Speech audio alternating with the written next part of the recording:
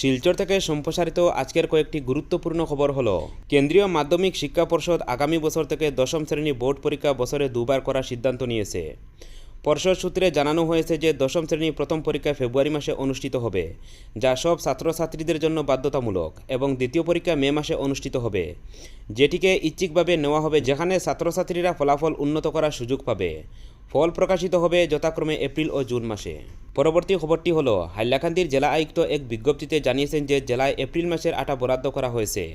বিজ্ঞপ্তিতে বলা হয়েছে যে এপ্রিল মাসের জন্য প্রায়োরিটি হাউসহোল্ড কার্ড প্রতি 1 কিলো 525 গ্রাম করে আটা বন্টন করা হবে। আগামী 30 জুনের মধ্যে এই আটা সমবায় সমিতিগুলিকে তুলতে বলা হয়েছে। এদিকে নর্থ ইস্ট স্কিল সেন্টারের পক্ষ থেকে শ্রীভূমি জেলায় তফসিলি সম্প্রদায়যুক্ত যুবকদের 1 বছরে বিনামূল্যে বৃত্তিমূলক প্রশিক্ষণে যোগদান করতে আহ্বান জানানো হয়েছে। তফসিলি সম্প্রদায়ের যুবকদের এই প্রশিক্ষণ চলাকালীন প্রতি মাসে 6,000 টাকা করে ভাতা প্রদান করা হবে। এতে beauty and wellness, retail service, food and beverage service, housekeeping operation, এই 4টি কোর্সে প্রশিক্ষণ প্রদান করা হবে। এই কোর্সগুলিতে ভর্তির জন্য প্রার্থীদের যে কোনো শাখায় দ্বাদশ শ্রেণী উত্তীর্ণ এবং বয়স চলতি বছরে 31 জুলাই পর্যন্ত 17 থেকে 25 বছরের মধ্যে হতে হবে। আবেদন করার শেষ তারিখ আগামী 31 জুলাই। বিশদ বিবরণের জন্য শ্রীভূমি জেলার ডিরেক্টর প্রজেক্টর ম্যানেজারের সাথে যোগাযোগ করতে বলা হয়েছে। এদিকে শিলচরে চৌধুরী আই হসপিটালের উদ্যোগে আগামী 29 জুন শিলকুড়ি গ্রাম পঞ্চায়েত কার্যালয়ে বিনামূল্যে চক্ষু পরীক্ষা শিবির অনুষ্ঠিত হবে। শিবিরটি সকাল 10টায় শুরু হবে। এবার শুনুন আবহাওয়ার খবর।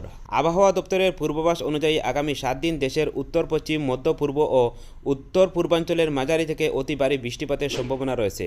সাধারণ মানুষকে সতর্ক থাকার পরামর্শ দেওয়া হয়েছে। পরবর্তী খবরটি হলো, হাইলাকান্দি বিদ্যালয়সমূহের পরিদর্শক তাপস দত্ত এক বিজ্ঞপ্তিতে অভিভাবকদের ছেলেমেয়েদের অধ্যয়নরত শিক্ষা প্রতিষ্ঠানটি আসাম বেসরকারি শিক্ষা প্রতিষ্ঠান নিয়ন্ত্রণ ও ব্যবস্থাপনা আইন 2006 সালের অধীনে বৈধ কিনা তা যাচাই করতে আবেদন জানিয়েছেন।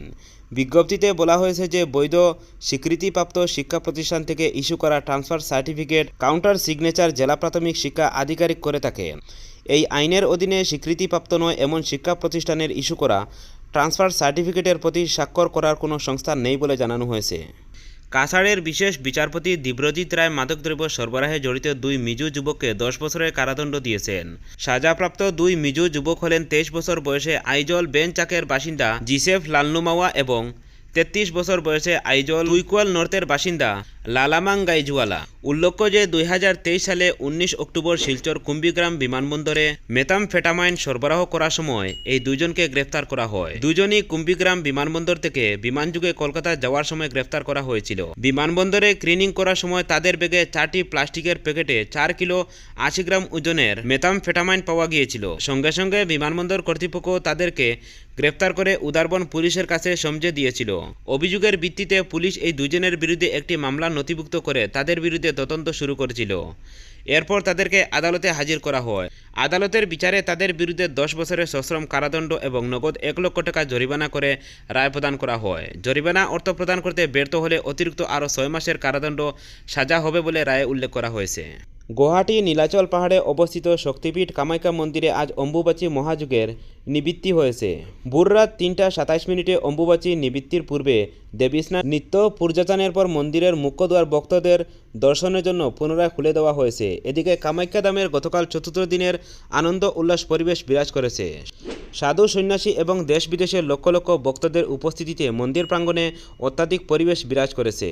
চলতি মহাযজ্ঞের সময় ভক্তরা যাতে কোনো ধরনের অসুবিধার সম্মুখীন না হন তার জন্য পুলিশ প্রশাসনের উচ্চপদস্থ আধিকারিকরা পরিস্থিতির দিকে সতর্ক দৃষ্টি রেখে চলেছেন।